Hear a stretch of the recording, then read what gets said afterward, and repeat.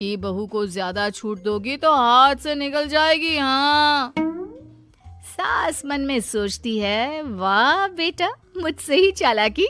तेरी माँ हूं मैं, अब देख कैसे मजा चखाती हूँ। नहीं नहीं बेटा, इस बार मैं तेरी कोई बात नहीं सुनूंगी।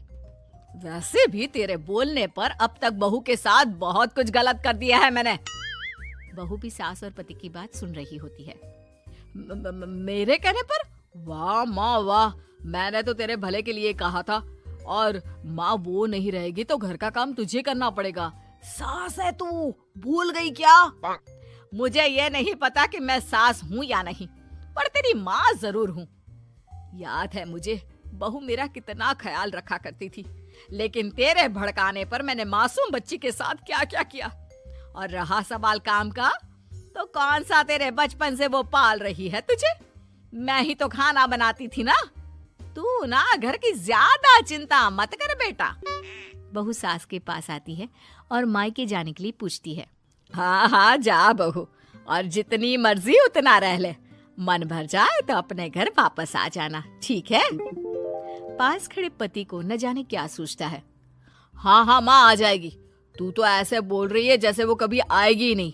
वैसे तेरे तो अब मजे है। क्यों क्यों, ऐसा क्या बहू मेरा चैन छीन रही थी? वैसे तुझे हो क्या गया है बेटा? तेरी बात तो मेरी समझ में ही नहीं आ रही। अरे जाना है तो तू भी चला जा बहू के साथ। नहीं नहीं, मैं अकेले ही जाऊंगी। मुझे नहीं चाहिए ये, बिल्कुल नहीं। मैं जा रही हूँ। देखा माँ कैसे बोल रही है ये। अरे जाने दे बेटा, कोई बात नहीं। अकेले जाने का मन है तो जाने दे, जा बेटी। वैसे भी इसके बोलने पर मैंने बड़े गलत व्यवहार किए तेरे साथ। मैं ना ऐसी सास नहीं हूँ, तू जा। मैं तो सोच रही थी कि तुझे भी आराम की जरूरत है, और इस घर में तो तू कभी चैन से रह ही नहीं पाएगी।